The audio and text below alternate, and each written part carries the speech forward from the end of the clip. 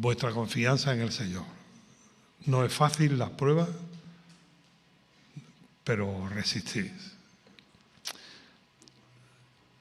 Señor, te doy gracias porque sabemos que estamos en tus manos y venga lo que venga, pase lo que pase, acontezca aún lo más incomprensible, tú sigues siendo fiel.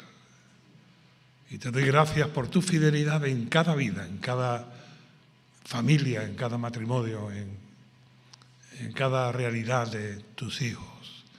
Pero en esta mañana, por Tamara y por David. Y Señor, en los momentos más difíciles, tú le has hecho llegar tu consuelo. En las luchas más duras, tú le has dado de tu fuerza, de tu poder. Y Señor, tú alimentas con tu esperanza sus vidas y te doy gracias por ello, por sus hijos. Y oramos, Señor, por el total restablecimiento de Tamara. En el nombre de Jesús. Amén.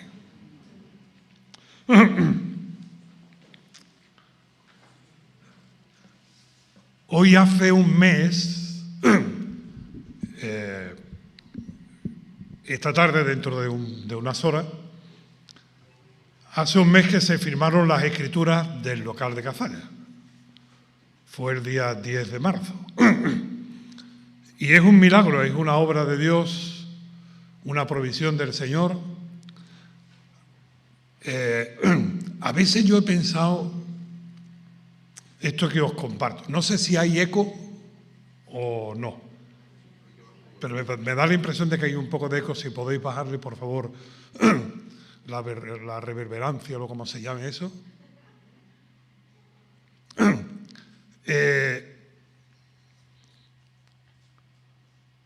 Yo leo el libro de Génesis, del Génesis capítulo 1, y Dios creó los cielos y la tierra, preparó la tierra, la equipó, la hizo fructífera, lo preparó todo como un esposo enamorado prepara el hogar para la esposa. Y cuando ya era todo bueno en gran manera, Dios creó a Adán y después a Eva.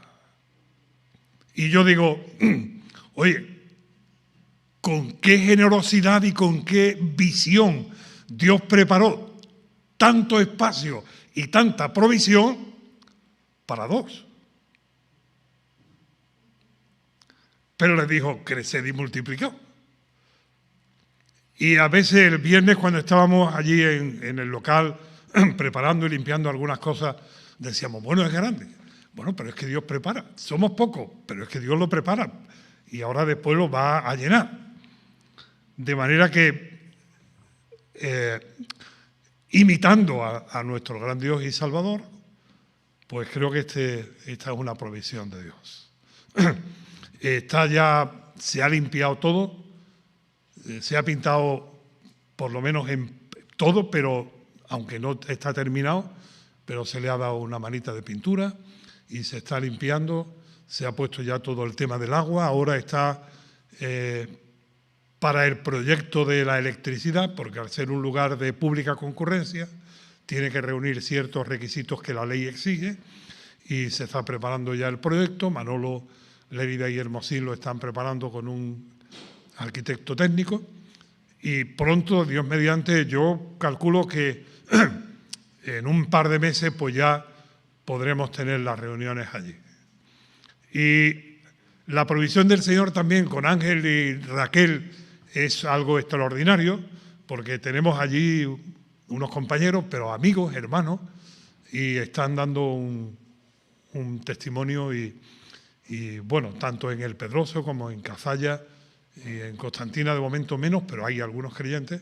Así que os rogamos que sigáis orando e intercediendo al Señor por esta labor. Todavía quedan cosas que hacer, pero eso en el plano material, pero hay mucho que sembrar, mucho que regar con oración y esperar que el Señor vaya levantando la cosecha. Este fin de semana, una jovencita de 13 años de allí de Cazalla, sobrina de Belén y prima hermana de Sara, está en el campamento y me decía su madre: nunca he visto a Elena, que tiene 13 años, nunca he visto a Elena tan contenta, tan feliz de ir a un campamento, de ir a una actividad como esta. Y bueno, su madre ha creído en Cristo y seguimos orando por el resto de la familia. Pero estamos contentos de estar esta mañana aquí y de veros y ver a los mayores, que no viejos, ¿eh? Si alguno se queja en demasía es que es viejo. Pero los mayores llevamos los años y vamos procurando superar las dificultades y los conflictos. Pues mirad, hermano, yo no voy a hablar de la borriquita. Y Francis el domingo pasado decía que el Señor entró en Jerusalén, pero después él habló de otro tema. Yo voy a hacer lo mismo. La entrada en Jerusalén que se produjo tal día como hoy es la única ocasión en la que, en virtud a Zacarías capítulo 9, Israel, Jerusalén, proclama a Cristo como el Mesías. La única ocasión. Pero creo que por encima de las tradiciones y por encima de las fechas, tenemos que responder de forma bíblica con la enseñanza y la luz de lo que Dios nos ha dado en su palabra a las situaciones actuales en las que vivimos, en las que estamos. Respuestas bíblicas, luz bíblica para nuestras realidades actuales.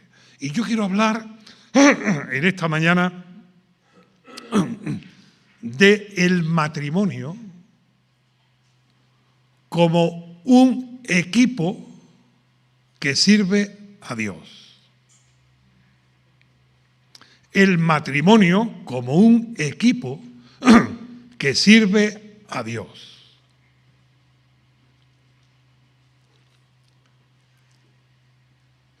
Hay matrimonios y familias aquí en Oreb y en Alcosa que desde el principio han estado, desde el principio que ellos se convirtieron o que se casaron ya como creyentes, han estado y están involucrados como matrimonio en el servicio a Dios.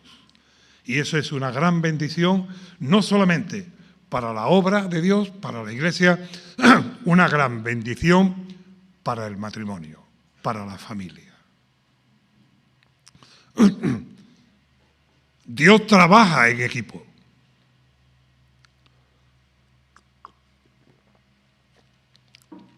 Trabaja en equipo dentro de la triunidad.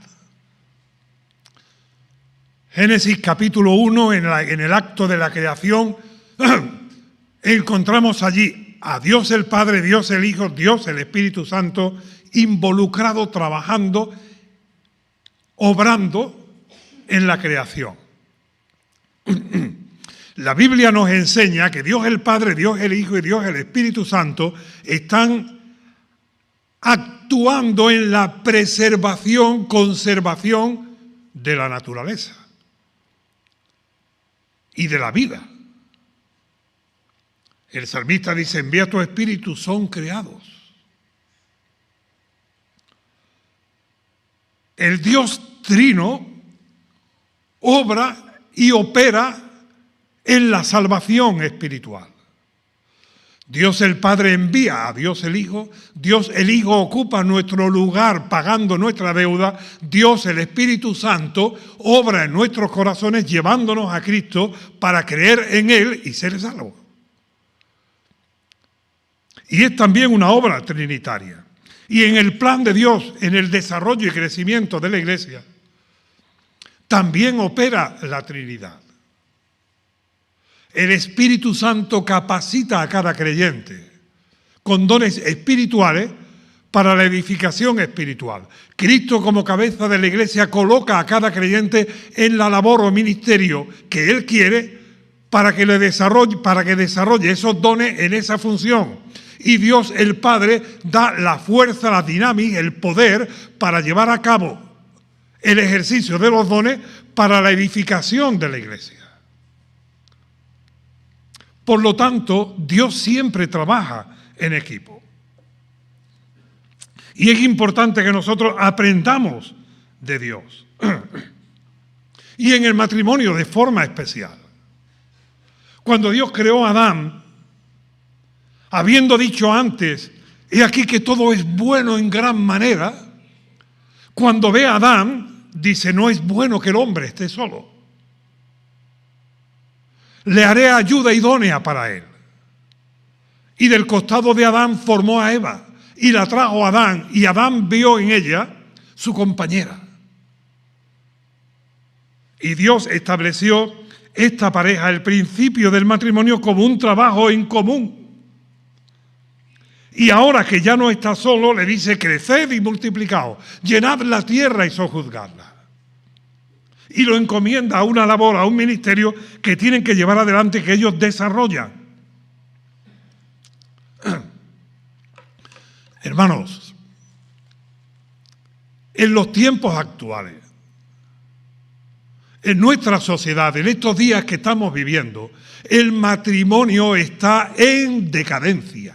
El valor del matrimonio y de la familia está muy bajo. Se ha devaluado la institución del matrimonio.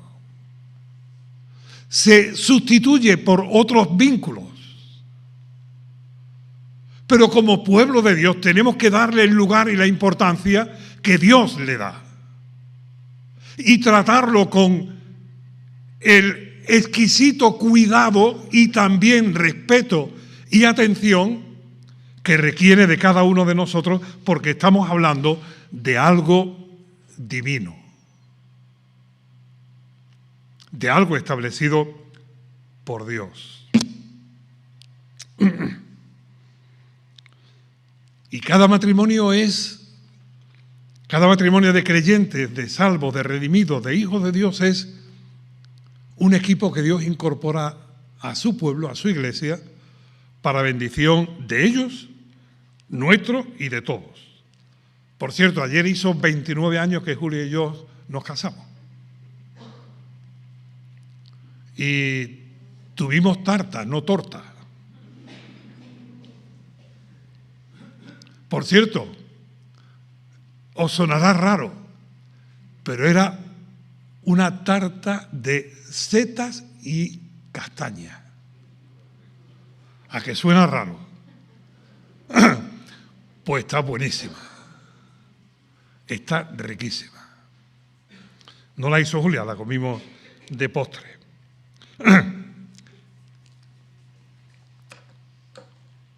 Cuidado, hermanos, que no voy a hablar solo de matrimonio, me voy a referir a los mayores, a los solos, a los viudas, a los jóvenes. Cuidado, hermanos, con dejarnos influenciar por la corriente de individualismo del tiempo presente. Cuidado con dejarnos llevar por eso de, bueno, no, este es mi vínculo familiar y esto no tiene nada que ver con la iglesia. ¿Cómo que no? ¿Cómo que no? Sí, tiene tu vínculo privado, tu vínculo íntimo, tu círculo que tiene que ver con tu esfera familiar, pero no es una cápsula, no es algo independiente de la iglesia. Cuidado con los que le gusta la independencia o con los que cultivan el aislamiento, con ser impermeables. Es decir, con una barrera para que lo que tiene que ver con la obra de Dios no entre en nuestro hogar. No, es que nuestro hogar forma parte de la obra de Dios.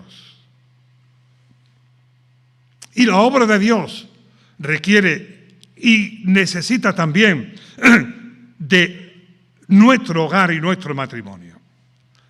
Cuidado con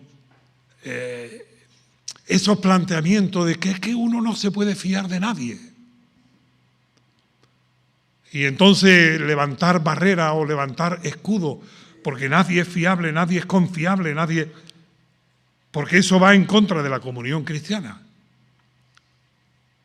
Y algunos, más que cerrados, se vuelven herméticos, y es un riesgo que hay que evitar de manera clara y específica.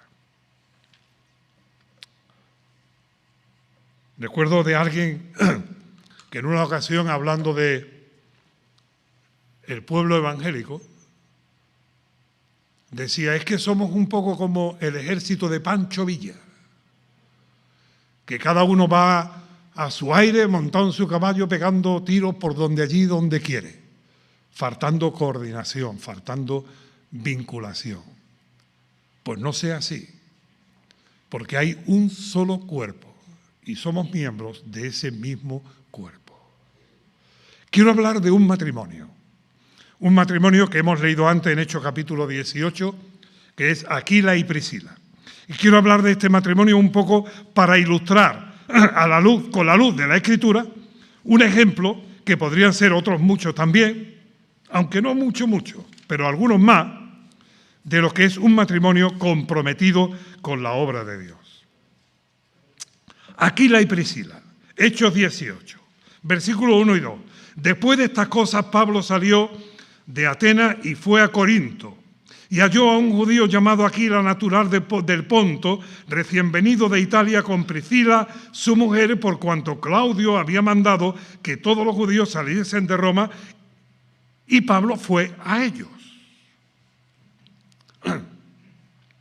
Allí se encuentran, en la ciudad de Corinto, por una parte, Pablo y los que con él iban como equipo misionero, sus colaboradores, y encuentran allí a este matrimonio, Aquila y Priscila. Y cuando Pablo oye que está allí Aquila y Priscila, que seguro ya venían como cristianos de Roma, Pablo fue a ellos y los buscó. Hermanos, tenemos que dar paso de buscarnos unos a los otros, de animarnos unos a los otros, de colaborar los unos con los otros.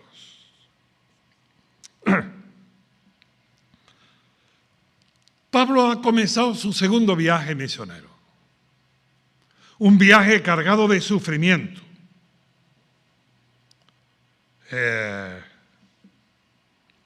Mirad, muy rápidamente, Pablo ha salido su segundo viaje misionero y piensa, vamos a visitar las iglesias de Asia, las que en el primer viaje misionero fundaron.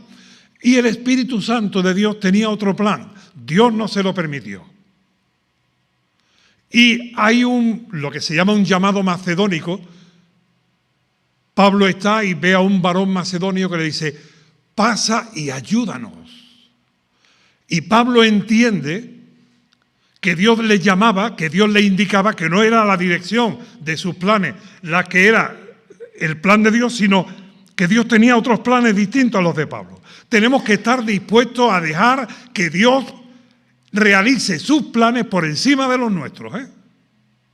Los de Él son perfectos, sabios, justos y verdaderos. Bueno, pues Pablo llega allí a la ciudad de Filipo, va a la orilla, allí está Lidia, se convierte Lidia, pero Pablo es tomado preso, metido en la cárcel, y en la cárcel, cuando están cantando, se convierte el carcelero, ya lo sabéis. A Pablo le han azotado allí en Filipo. El hecho de hacer la voluntad de Dios no quiere decir que no vaya a haber problemas o dificultades. De allí Pablo sale de Filipo y se va precisamente a Tesalónica, después a Berea, a Atenas y ahora llega a Corinto, en poco tiempo. Y allí en Corinto está Aquila y Priscila, que han tenido que salir de Roma por orden de Claudio el emperador, que todos los judíos vayan de allí. De manera que tienen un encuentro en la ciudad de Corinto y ambos vienen de sufrir. Aquila y Priscila seguramente han tenido que dejar su negocio, su modo de ganarse la vida, y han tenido que irse para Corinto. Pablo llega a la ciudad de Corinto todavía posiblemente con las heridas en sus espaldas de los azotes recibidos, las señales de su sufrimiento, y se encuentran y colaboran. Colaboran juntos.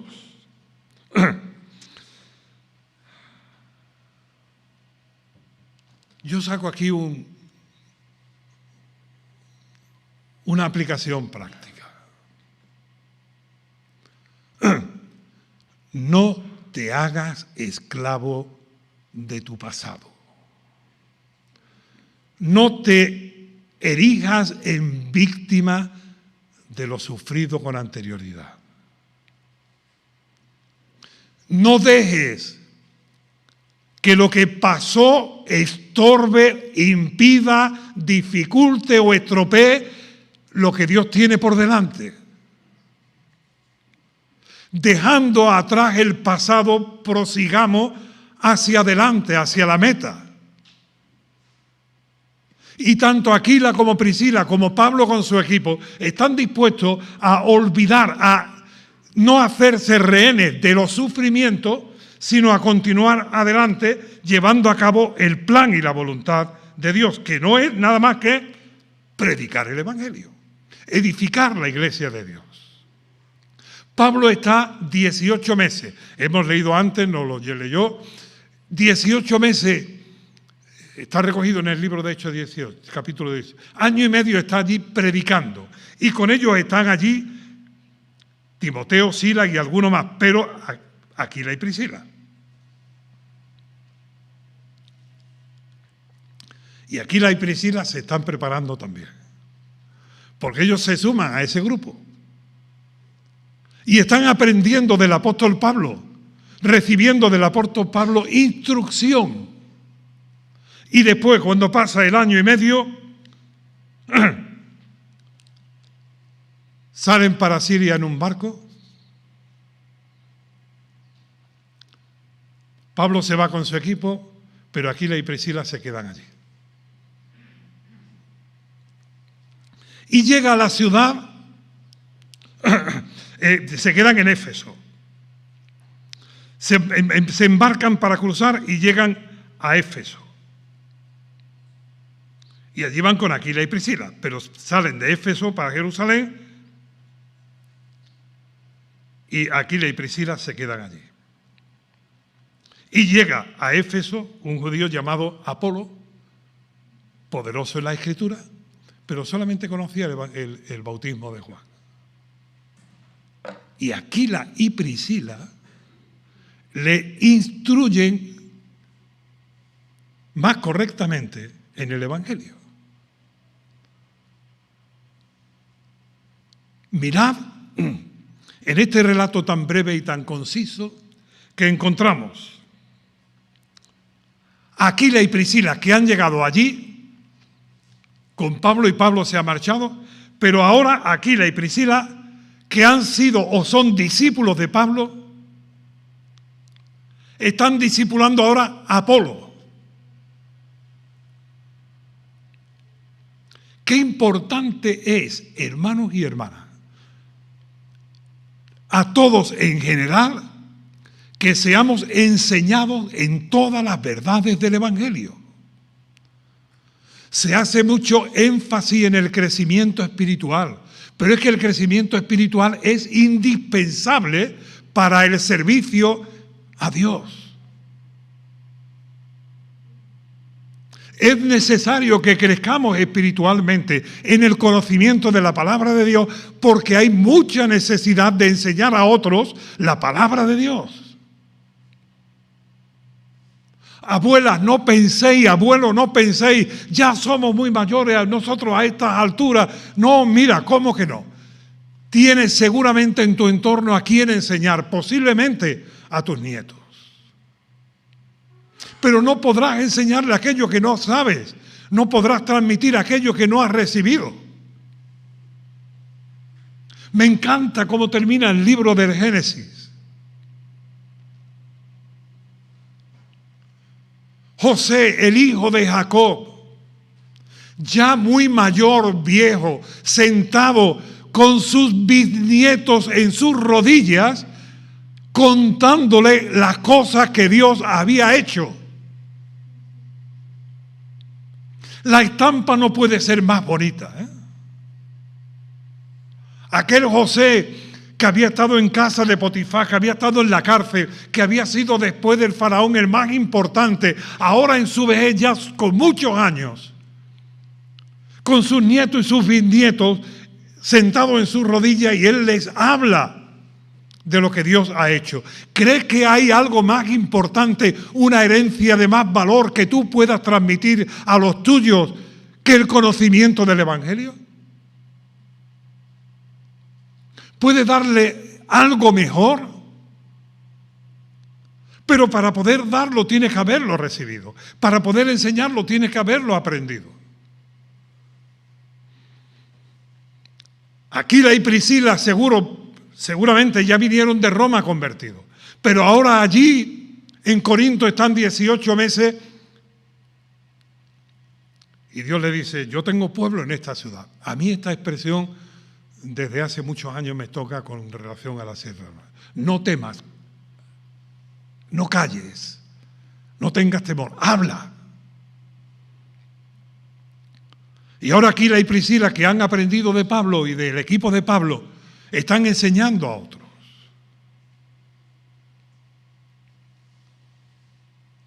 Jóvenes,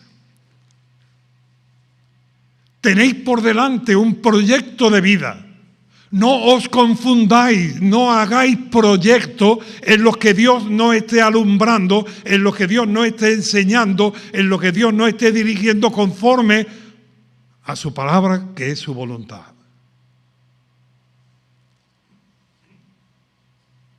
El libro de Eclesiastés habla muy claramente de que la vida del hombre puede ser un mal negocio si lo que se ha dedicado es solamente a buscar el hacer, el tener, el disfrutar. Y concluye al final diciendo, joven, acuérdate de tu Creador en los días de tu juventud, antes que vengan los tiempos malos. Mira, es importante que hagas unos buenos estudios. Es importante que te prepares para la vida laboral. Es importante que conserves tu integridad y que te guardes de tantos peligros que hay. Pero sobre todo eso y por encima de eso y además de todo eso, busca la voluntad de Dios para ti, para tu vida. Y pon fundamentos estables y firmes conforme a la palabra de Dios. Porque eso sí que no pasa. Eso sí que no se estropea. Te haré semejante, dijo el Señor Jesucristo, a un hombre que cavó y buscó la roca y edificó sobre la roca, porque vinieron después vientos, tempestades, y resistió. Si no se edifica sobre la roca, cuando vienen las dificultades y las pruebas, todo se hunde, todo se viene abajo. Y luego vienen las catástrofes, los fracasos, los sufrimientos. Pero si edificamos sobre la roca que es Cristo y sobre la verdad de su palabra, ahí hay fortaleza y hay resistencia de parte de Dios. Matrimonios o proyectos de matrimonio. Claro que hay que preparar lo necesario y conviene tener un lugar adecuado y conviene, claro que sí. Pero todo eso no valdrá de mucho, no servirá de mucho si no hay unos fundamentos bíblicos, unos fundamentos espirituales que ayuden en el logro del plan de Dios para el matrimonio.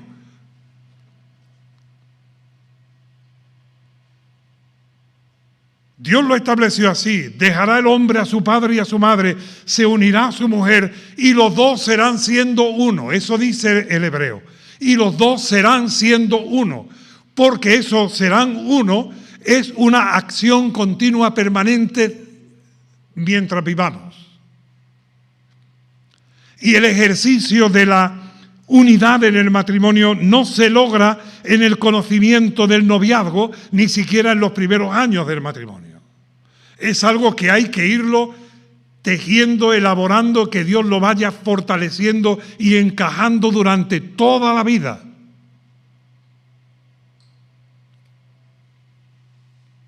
Y para eso hace falta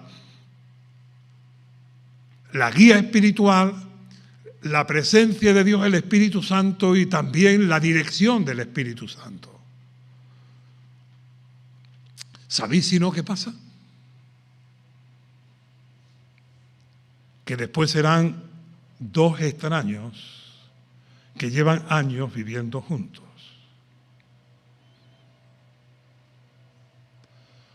O dos extraños que llevan años sufriéndose juntos. O dos extraños que llevan años aguantándose juntos porque no tienen otra opción. Pero no es el plan de Dios que sean vidas independientes.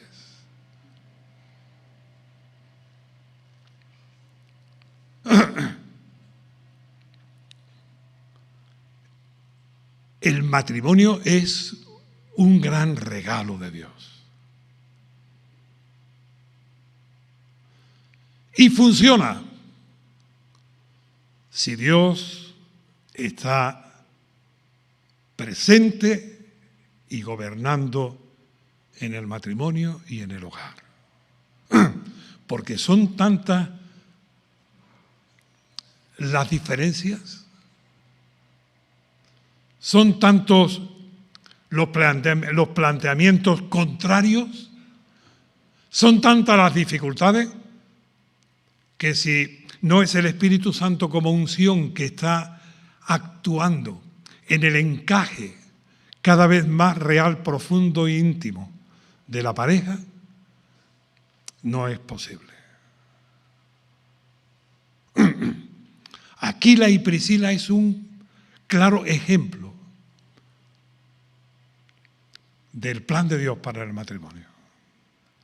Y su utilidad, o mejor, su función dentro de la iglesia, en el desarrollo de la obra de Dios. Mirad, Aquila y Priscila se nombran 6 veces en el Nuevo Testamento. 18:2 es la única vez de las 6. La tarea vuestra es buscar después el resto de los textos. 18:2 es el único texto que habla de Aquila y Priscila. Después en el versículo 18 dice Priscila y Aquila. Y en los otros 4 textos, en las otras 4 citas, está Priscila antes que Aquila. Que por cierto, recuerdo una vez que escuché en un lugar, no recuerdo dónde, ni tampoco hace falta, que alguien dijo: ¡ay, aquellas 2 hermanas tan cariñosas y tan útiles, Aquila y Priscila!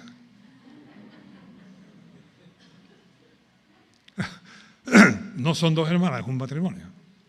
Pues en las otras 5 citas, Priscila está puesta delante de Aquila. No sé si eso tiene alguna implicación mucho más allá que ambos son útiles, ambos son importantes, ambos son parte del equipo, ambos son necesarios y ambos colaboraban.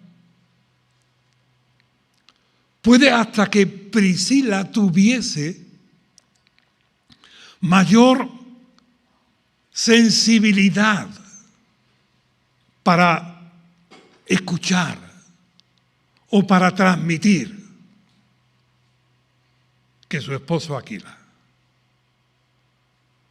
No lo sé y sinceramente tampoco es de gran importancia, pero lo que sí os digo es que somos un equipo. Cada matrimonio debe de ser un equipo. Y hermana, tienes mucho que aportar como bendición de Dios en tu matrimonio, en tu familia y también en la obra de Dios. Hermano, no eres el rey de la casa.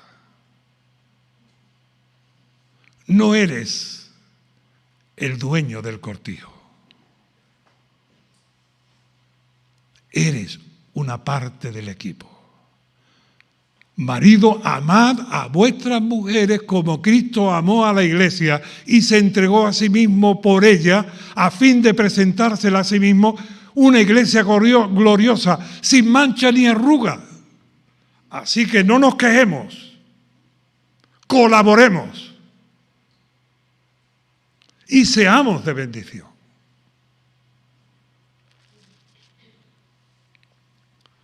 Qué triste es cuando un esposo se convierte en un tropiezo, en una dificultad para que la esposa glorifique a Dios sirviendo. Qué triste es cuando una esposa se convierte en una dificultad para que su esposo sirva al Señor poniendo quejas o dificultades.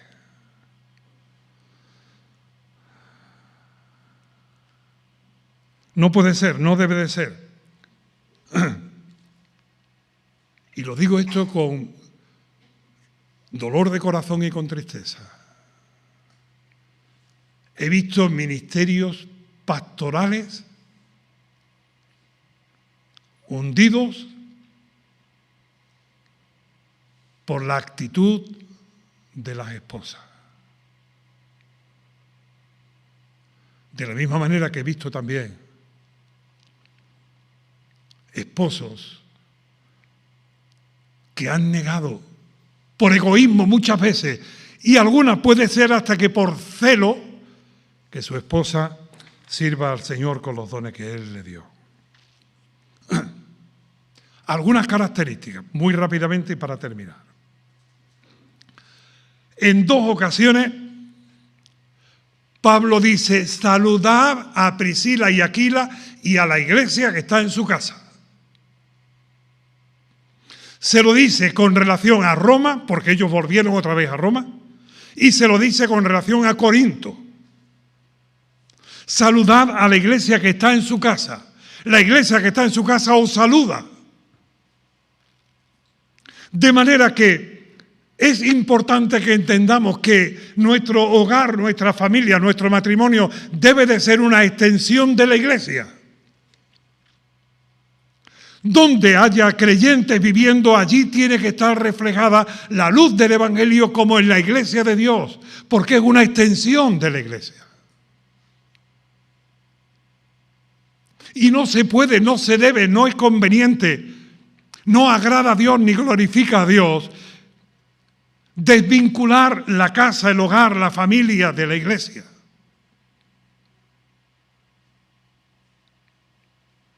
No sé si se reunían allí o tenían todo el grupo o tenían reuniones pequeñas, pero allí se reunían. Yo le doy gracias a Dios, mirad hermanos y hermanas, porque yo he tenido reuniones, Dios me ha dado la bendición de tener reuniones en casa de Antonio y Vicky, en casa de José Manuel y su familia, en casa de Antonio y María José, de Manolo y Trini, en casa de José Luis y Mari Carmen, de Gordi y Paqui, de Juan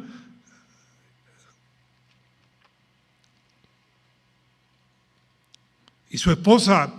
Durante años lo tuvimos allí en su casa. Allí se convirtieron quizás más de 12.